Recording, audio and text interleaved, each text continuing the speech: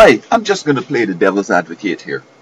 I'm wondering if the shooting of CongressLady um, Gabrielle uh, Gifford is not a conspiracy. Now, there are two levels to this conspiracy. One question is she really alive or is she dead?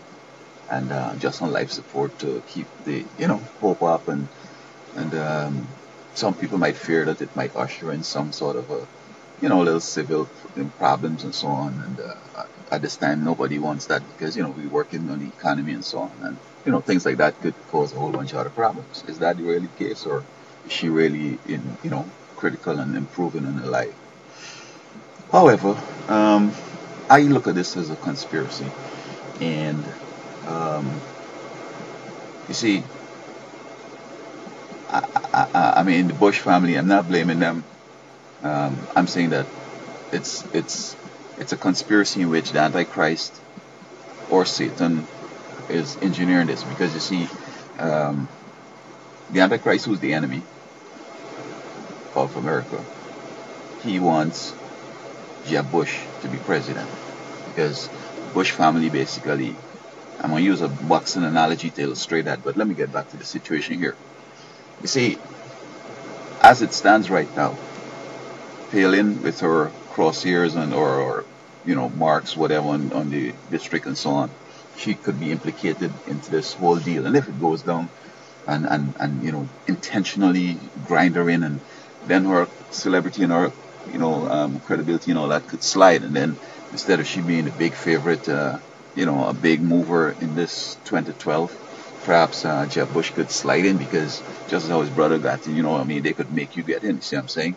They could work on something, computer programming and chads, all that stuff, and he could get in because, as I said, that family uh, is the family I believe that's going to bring the whole world down.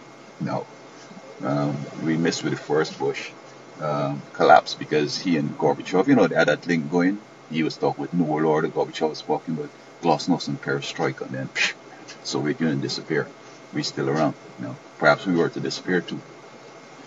Then George came on, and he thinks that he wants to crusade through the place and you know respond to the 901 and all that. He wants to transfer democracy and capitalism to the Middle East. Now that's impossible, but of course it almost bankrupt the country and the world. So when Jeb comes on now, it's going to be over. I don't think there's going to be. I don't even think he might finish his term. The whole country, the whole world will collapse because this is the. I think this is the cause célèbre for the Bush family to bring the end of the world on.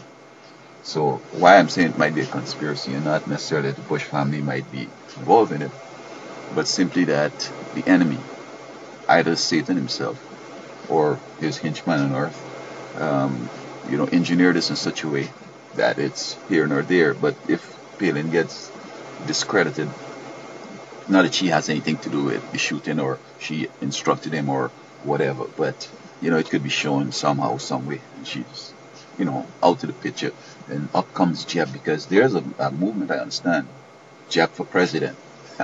I don't know if people don't think or they don't remember or whatever, but hey, so I believe that Jeb wants to be president, but he's afraid of Palin.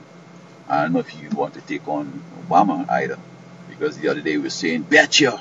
So he was saying that maybe Palin should go on 12 and get chew up. And this is going to be a second grounding up, and then she might just give up, and then he can slide in, which would be giving Obama 8 years, because I think Obama might get 8 years, because this is the Lord's doing. 8 years to get our house in order before he comes and before everything collapses. And then, homeboy will come and wrap it up. So I hope that this is not the case, because I won't like to see Jeb be president. I won't like to see things go the way it could go if he becomes president. So this is my little take on the conspiracy. What do you think? I mean, let me lastly say, I don't believe the Bush family is